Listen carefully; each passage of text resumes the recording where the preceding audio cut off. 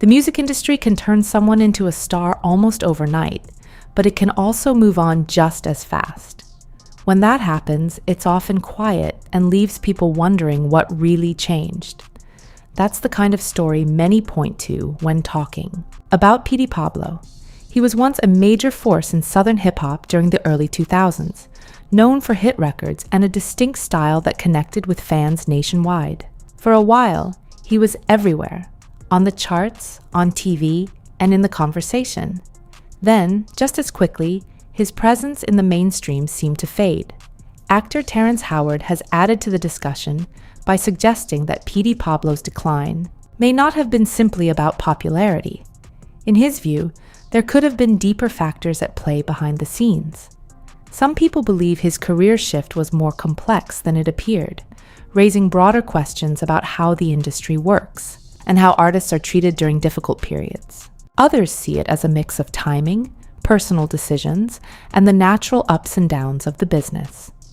In the end, his story remains a reminder of how unpredictable fame can be, leaving many to wonder whether it was just a natural change in momentum or something more happening behind the scenes. Rappers, they're all so tough until you hear their real name. Yeah, or until you see them at a puffy party.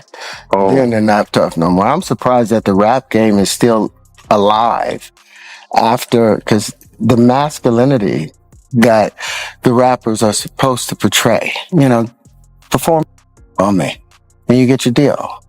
That was what I heard while I was on Empire about some of the people in the business. And Petey Pablo, you remember Petey Pablo? I know who that is. Petey Pablo, talented writer, singer. Him and Young Buck wrote a song called Ho Is Home. And in that song, back in about 2011 or 29 or something, because he called out all of the taking place at those parties and those people, he was kicked out of the music business. No radio station would play his stuff. So you look for Petey Pablo, he's not around anymore. Puffy invited me for weeks, asking me to come and teach him how to, wanted me to be his acting coach for a while. Go there and he's sitting around just looking. I'm like, okay, what's the material you want to work on? He's just looking at it. Then next thing you know, okay, hey, will you help me? I want to hear your music. So I come over there and I play the music. He's sitting there, just looking at it, like waiting. Okay. So then my assistant was like, he wants to hang out with you next week. And I was like, for what? He's like, I think he's trying to. Petey Pablo's path into the music world wasn't easy or straightforward. After serving time in prison in the early 1990s, he shifted his focus and poured his energy into music, determined to build a new direction for himself. Eventually, he connected with producer Timbaland, one of the most influential names in the industry at the time, and that collaboration changed everything. In 2001, his breakout single Raise Up was released, produced by Timbaland. It quickly became more than just a hit. It turned into a cultural movement. The track resonated strongly, especially in the southern United States, and its famous chant became widely recognized at events, parties, and sports arenas. The song reached number 25 on the Billboard Hot 100, helping launch his debut album, Diary of a Sinner, first entry into the spotlight. The album went on to receive a Grammy nomination for Best Rap Album in 2003 and achieved gold certification, proving that Petey Pablo was far more than a one-hit success. 1 year out of being locked up for 6 years, I was a millionaire. And that was the craziest thing in the world. Like, I sat on the corner the day we signed the deal, me and my partner Fab, I remember we had like $7 and like almost $8. And we bought us 240s of Old English 800, 2 egg rolls from a little Chinese spot, and it was raining. And we sat outside and we cried like motherfuckers, like babies, bro. I done it. Like it was hard at times. Again, I wanted to quit. I was already 20 something years old and I'm sleeping on somebody's couch. I'm staying in New York. I'm the only thing, because I've never been a slouch, so the only thing that I know that I can do for the people that I'm staying with is make sure that they house clean and make sure that they dishes washed, and make sure if they needed something from the store, I would run to the store for them. But I was that dude before I went to prison. You know what I mean? I was that, my money was straight. You know what I mean? I was the big dog before I went. And so here I am now washing people's dishes and, sweeping their house up. And it was hard for a dude that was on a certain level in life, as a street guy, to have to humble himself to just survive. You know what I mean? Because I refused. Sure, I had people in New York that wanted to hand me something. Hey, man, come on, man. We know who you are. Hey, man, we know your brother. We know that. Hey, man, we remember you from back. Hey, man, here, take this and get yourself. I'm not doing that. Because if I do something wrong, then all of this would have been for nothing. You know what I mean? I came home from doing 6 years and left everything and everyone that I knew and I loved to go to a place in pursuit of my dream. I was determined to make this dream happen. And I can't get up here and do something stupid and mess around and get myself caught up in something. I'm already in New York. And, anything can happen in New York. You know what I mean? A lot of people went up there and they never come back. Petey Pablo. Petey Pablo was about to sign with Death Row. You feel me? That in the boat, and he said something. He put Suge's name in it. And Suge just walked through the door. It's like 30 Bloods and Crips. You could tell it was hating. The tension was in that. I ain't with none of that Blood Crip, but I say Blood and Cuz in the same sentence. Nigga, I'm a real nigga. I'm an East Oakland nigga, so I can do that. The other can't. So the whole point is, I ain't gonna disrespect you. If you're a Crip, I ain't gonna keep blooding you. If you're a Blood, I ain't gonna cuz you. That just ain't how I get out. I'm gonna do the respect, right? But all my real though, you feel me? Most of them, that was real hitters. You feel me? At the same time, that Petey put the name, Suge name in the song, and hey, cut the music. They went into the booth and closed the curtain. Right? What's going on? About 3 minutes later, the curtain over. Session over. What you mean session over? We just got here. Session was over. I don't know what that said to that, but I guess he didn't want that nigga to say his name in the song. Period. Cut that whole session over. I ain't heard from Petey Pablo since. 2 years later, in 2004, Petey Pablo released his second album, Still. Writing in My Diary, second entry, which featured his biggest hit at the time, Freak a Leak. The track quickly took over clubs and radio, climbing to number 7 on the Billboard Hot 100 and gaining massive popularity during the rise of digital downloads and ringtones.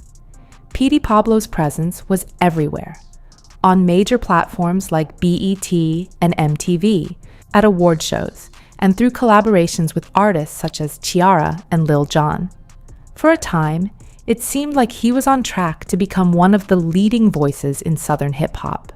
But that peak didn't last as long as many expected. When you say North Carolina, everybody want to raise up. It's like, it's amazing. It's an amazing feeling, and I'm still humbled because I'm such a hometown country boy that I don't feel, there's nothing bigger than the group, and Carolina is the group. So I don't feel like what everybody looks at me as, but it's just an amazing feeling. Did you ever imagine it would be as big as it's gotten? Never. All I wanted, and I was just inducted into the Carolina Music Hall of Fame. Right. So in my speech, I said, only thing I wanted was for a state that never had the recognition to be recognized. Because my label was like, Petey, we can't put this song out because don't nobody know what North Carolina is. And I'm like, well, this is all I'm giving you right now. So you got to work with what you got. So they was like, well, at least go back and put all the cities' names in there. So I'm like, okay, but this one was the one. Bite. Having 2 successful albums and a strong fan base, Petey Pablo's career took an unexpected turn. After 2004, his visibility dropped significantly. He wasn't releasing much new music, wasn't appearing on major collaborations, and was largely absent from festivals and award shows. While artists like T.I., Young Jeezy, and Ludacris continued to dominate the Southern rap scene, Petey seemed to fade from the spotlight. That sudden shift raised a lot of questions. Why would an artist with back-to-back hits and growing influence go quiet so quickly? According to Terrence Howard, it wasn't a matter of talent or poor decisions. He suggested that Petey Pablo's step back may have been tied to his unwillingness to follow certain expectations within the industry. This perspective has added another layer to the discussion, leaving fans wondering whether his disappearance was simply a natural career slowdown or something more complicated behind the scenes. Now on that's the young people. That is gonna come up. I bought Petey Pablo's Diary of a Sinner. Petey Pablo, I love him. My kids, Dad, who is this country dude? He's a rapper. North Carolina, razor, put your shirt off, twist it around your head like a helicopter. That's my cut, man. I actually took my shirt off. I've been caught up in this dog. Then he got Diary of a Sinner. I love the song about when he was down to he thought he was dead broke. I had scraping up change in the ashtray, 2 cigarettes. He didn't know how he was gonna make it. That song, I listen to that to this day before I go to work, because it reminds me. Because it ain't always been this way. You know, you can't get this life. First of all, it's a blessing. This is grace and favor. You know, this ain't your life ain't really supposed to be like this. I ain't really done nothing to deserve this. This is grace. This God just gave me a lot of grace, man. I really, on the real, I take no credit for where I am today. You know, I work hard, I'm funny, but this life I got, Howard has spoken openly about what he believes happens behind the scenes in the entertainment industry. He suggests that artists who resist certain pressures, whether it's maintaining their integrity, avoiding exclusive environments, or speaking out about uncomfortable situations, can sometimes find themselves pushed to the margins. In his view, that may have been part of what happened to Petey Pablo. According to Howard, Petey questioned aspects of the system, challenged key figures, and chose not to simply go along with expectations. As a result, his position appeared to shift quickly, moving from a visible mainstream presence to someone largely absent from the spotlight. Howard has also shared a personal story that reflects Petey Pablo's character. In 2005, at an event in Los Angeles, Howard found himself without his wallet and unable to pay. Petey stepped in without hesitation and gave him $200. It was a simple but meaningful act that Howard remembered years later. A decade after that moment, in 2015, when Empire had become one of the most popular shows on television, Howard had the chance to return the favor. When the production needed someone for a prison storyline, he recommended Petey Pablo, helping reconnect him with a major platform and bringing him back into the public eye, even if only briefly. They accused him of fondling or touching someone at a bar. Oh, yeah. At a bar, and then they accused him of touching some dude. It sounded like thing. I'm like, dude, I mean, that's not Cuba. He wouldn't. I can't imagine really? Cuba touching some man. No, a man. A man. Yeah. What is it? You know, what is it with all the man-on-man action that I'm learning about? I mean, like with the puffy parties. Like the last thing I ever thought that went on there was gay stuff. Not that gay stuff was wrong. It's wonderful. I just did not think that's what Puffy was doing. Yeah, well, I didn't think it either. And even when my assistant said that stuff, I still was like joking it off. And it wasn't until later on that I heard other things from people that worked from him. You know, you remember that back in the times of slavery, they had a thing called breaking the buck, where they would take, not to go in a bad place, but this is how I see what's happening, the parallels with what's happening correlates what's happening in the business. If they, back in the times of slavery, if they had like some 12-year-old slave that was just full of himself and confident and, you know, wasn't listening, they would tie him to a log or a barrel, and a bunch of the overseers would them to where when he walked around with the slaves now, he didn't have the confidence. Sure. His whole, he was broken. And it was called Breaking the Buck. Wow. And that's still taking place. And so to hear that people in the industry are still making young rappers who have fought the worst of circumstances, being disenfranchised, being discounted, and then they finally like, yeah, I'm gonna put it into music. I'm gonna do it in the music. I'm gonna, and get myself together. And they go and see someone, and they tell them, okay, yeah, you can have a deal. Perform on me, and you get your deal. That was what I heard while I was on Empire about some of the people in the business. And Petey Pablo, you remember Petey Pablo? I know who that is. Petey Pablo, talented writer, singer.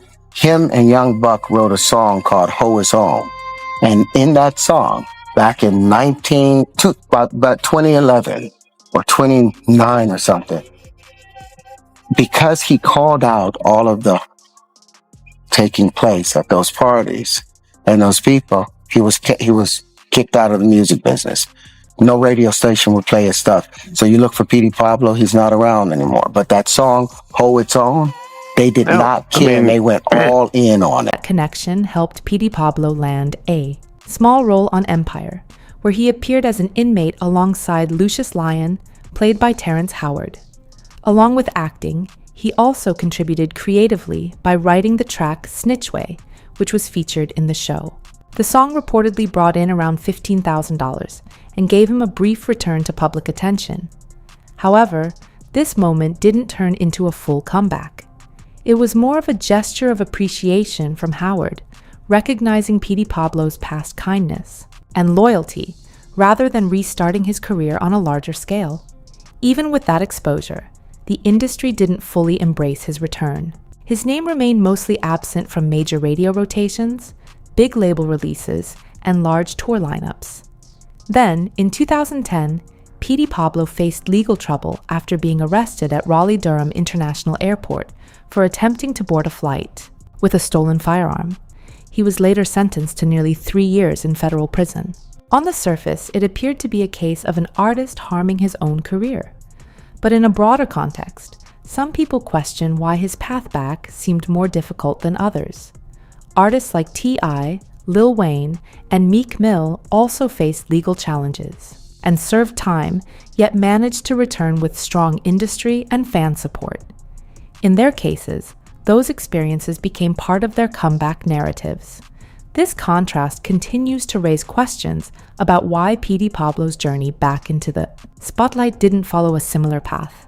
Terrence story, that was a whole story within itself anyway, because the reason that I got that role on Empire was, like Cherry said, I'm just that guy. I just so happened to run into Terrence Howard in the Four Seasons Hotel, and I was like, hey, what's up, man? That's Terrence, the Hustle and Flow. Oh, man, what's up? He's like, man, I listen to all your stuff. He was like, even when I was on Hustle and Flow, he was like, I listen to your music. He said, I was trying to act like Petey Pablo, and that's crazy to me. You did. So I said, hey, man, we all going out. What's up? You want to come out? And he was like, nah, man, I'm going through a little something right now, man. I lost my wallet, lost my credit cards and everything. So I'm just going up to my room, man. And so I was like, damn, you lost. So I reached in my pocket and pulled out $200. He was like, here. Take it. He was like, here. He was like, I was like, no, man, you just don't be walking around with nothing in your pocket. Like, here. Oh, that's and I gave him the money and I walked off. So fast forward, 13 years later, I get a phone call. And this was a couple years ago. He was like, is this Petey? I was like, yeah. He was like, first of all, I need you to see. He's like, this is Terrence Howard. I was like, damn, what's up, bro? I ain't heard from you, yeah. Last time, he was like, yeah, last time I seen you, yeah, something happened between us. And I need you to send me your address because I owe you some money. And I was like, nah, bro, you don't owe me no money. He was like, bro, send me your address or I'm going to hang the phone up and and you'll never hear from me again. So I'm like, okay. So I give him my phone, my address. 2 days later, I get a check for $15,000. Dang, what a great investment. Crazy, right? Crazy. So I called him back and I was like, bro, he was like, listen, you do not realize that at that time, I didn't lose my wallet. He was like, I just said that because I was so embarrassed that I was going through what I was going through in life. And he was like, effortlessly, you just reached in your pocket and handed me money and didn't really even know me. You knew me from watching me on TV. You know, we had never had a conversation or anything. And he was like, and people that I've known for years had denied me at that point in time in his life. And he was like, and he was really in a bad place. He was like, for me to reach in my pocket and effortlessly just do an act of kindness that way, he was like, it changed his thought about life. And I was like, man, that's really crazy. He was like, now we got that out of the way. Now I need you to help me on this Empire situation. Petey, what's next for you? We saw you on the set of Empire. Saw you doing your thing on Empire. Are you going back to the set? But you said you got to go to LA first, actually. Yeah, man. Well, you know, I'm still writing music for the show. And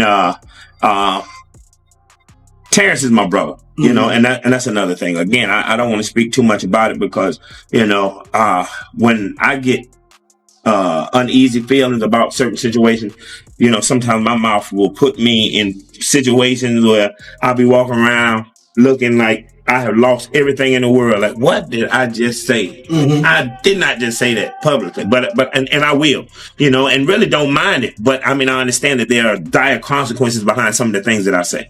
But Terrence Howard is my brother, and there's nothing that man cannot ask me to do besides some of the stuff they do on TV. Clear that up right now. No, but that's my brother, man. And you know, whatever I can do to help him and the show, man, I mean, I'm always there. And you know. But for Petey Pablo, the reaction seemed very different. His prison sentence was viewed by many as the end of his mainstream momentum, rather than a temporary setback. Instead of becoming part of a comeback narrative, it appeared to push him even further away from the spotlight. One possible explanation, often discussed, is that by that point, he no longer had strong institutional support. Without backing from major labels or influential management, it became much harder to re-enter the industry at the same level. In an environment where connections and support systems matter, that absence can make a significant difference. Some observers believe his situation had already shifted before the legal issues, and the arrest only reinforced that distance. While other artists were able to rebuild with strong support networks, Petey Pablo's path seemed more limited, leaving his career in a much more uncertain position. Petey Pablo, let me just say something right quick. Hip-hop, anybody who got a respect for hip-hop, you listen to your right now. Suge, y'all gotta respect what Suge done did for the game, okay? Regardless of the negativity that the media has portrayed, that man is hip-hop history. You understand what I'm saying? That man is hip-hop history. With on and cracking, and that man was in the media without negativity, y'all was all on his. Then as soon as the white man or whoever come in and try to say what the man that did wrong, who he was involved with, I want to let him go. Stop doing that to people in the industry. Judge them off your own merit. Don't let no other rapper say something about one rapper and you take from that one. You understand what I'm saying? Stick with it. Be a true fan. Don't be no whole fan. You know what I'm saying? If you dedicated, be dedicated and stuff. If not, we don't need you because gonna eat anyway. Eat it anyway. You understand what I'm saying? It's new in the system. Where you at, Remy? Where you at, Jay? Where you at, Jay? It's new in the system. Ain't nobody just trying to shake their in the videos no more. We about to get money. It's about network and communication. You understand what I'm...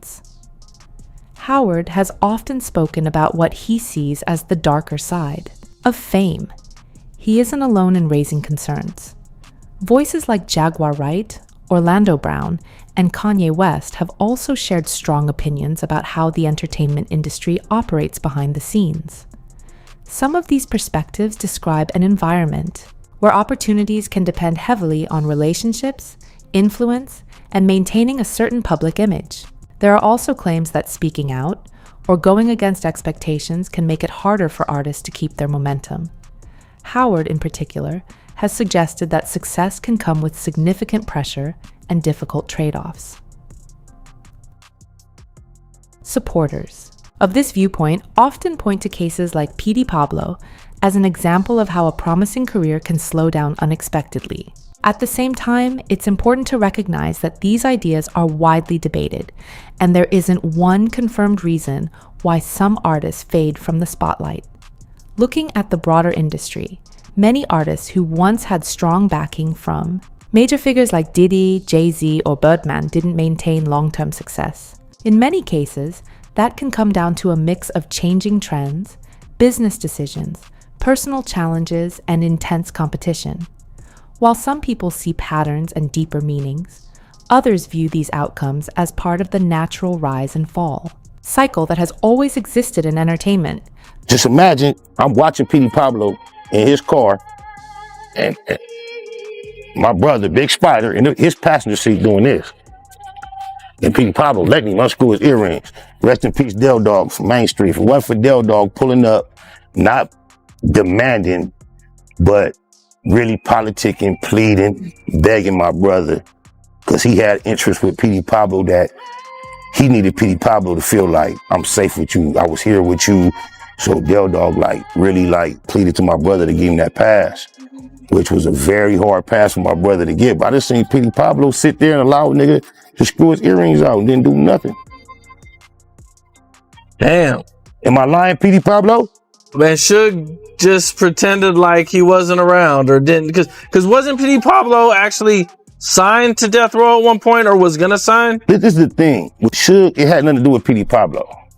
It had everything to do with when he got with us. My brother M.O., his whole interest, his approach was to ask Suge permission. Is it okay for me to get down like that around here while we moving around? And just before it was even a Petey Pablo to think about, and my brother getting that Suge like that, when nobody in particular was the person we're talking about, Suge kind of gave him the green light and let him know, I know how you get down, and when we moving, that's in the game too. You know, just don't be messy, cross nobody up, implicate nothing. Suge ain't robbing nobody. He ain't got nothing to do with it, but he was trying to let my brother know, I know how you get down, and when shit go down, if it go down, don't feel like I think you offending me or, backdoing. Green light, just keep it clean as far as don't have me crossed up. That was just the understanding. And Petey Pablo just somebody else, so that was just the understanding. Suge wasn't gonna let Petey Pablo feel like, oh, you watch me get robbed. Nah. Suge still gonna have a position with Petey Pablo like I'm at least try to see what I can do. And Suge was cool enough to where he might negotiate a few coins up out of Petey Pablo on our behalf for him to get them earrings back. It was that type of understanding. You feel me? So I'm just letting you know it's nothing new for that type of be going down. Petey Pablo, yeah, he was sitting there real comfortable, calm, letting the Shine as an example. He was a young artist from Brooklyn who was being positioned as a rising star under Bad Boy Records, led by Diddy in the late 1990s. He had a distinctive voice, strong street credibility, and a debut album that achieved platinum success. However, his trajectory changed dramatically in 1999 after a nightclub shooting incident involving Diddy and Jennifer Lopez. Shine was convicted in connection with the case and ended up serving nearly 10 years in prison. By the time he was released, the music industry had evolved, and his momentum had significantly slowed. There has been ongoing debate about that situation. Some people believe he took responsibility in a way that affected his career long term, while others think the circumstances were more complex. Regardless of the differing opinions, his story is often referenced as an example of how quickly success in the music industry can shift due to unexpected events. I just feel like there's gay for real, and then there's a point where guys get so much they're just like, oh. Yeah, well, it would have been that, but they would have wanted to do that, and I wouldn't have been able to do that. Well, you mean you couldn't kiss a guy on screen in a movie? No. Not even, yeah. No, because I don't fake it. I Right. literally, it has to. I couldn't kiss a man either. That's true. And that does not I make would cut my lips off. Yeah, no. I would. Okay, if I kiss some man, I would cut my lips off. Well, I would not do that. But it does not make me homophobic to not want to kiss a man. Just like lots of gay men are like, yuck. I mean, that's okay. We all have our own, no one wants to tell you how to. Do what you love to do, but don't do it at me. Don't aim it at me. And I can't play that character. Right. 100%. I can't surrender myself to a place that I don't understand. Yeah. And So that's the end part of that story of what I had Well, to I can let understand. I can understand it. I'm just not of it. I mean, I could certainly understand men attracted to men. I mean, is in nature. You know, animals. There are animals. Many, many, many animals. Yeah, the bonobos, the bonobo monkeys, they practice it. Well, practice it. They do. All of them. Their whole community, the whole colony, everything that the bonobos, the entire interaction. It can't be all of it if they still make. No, but they still do that. But it's seen in there. It's seen in those places. But for me, what my constitution of what matters as a man for me, that's the part that I can't. Maybe the bonobos are gay. Every once in a while, the bonobo thinks he should try, like Elton John when he married that girl in 1989. You know, I mean, we all knew it wasn't going to work, but you know, you got to give it a shot. Who knows?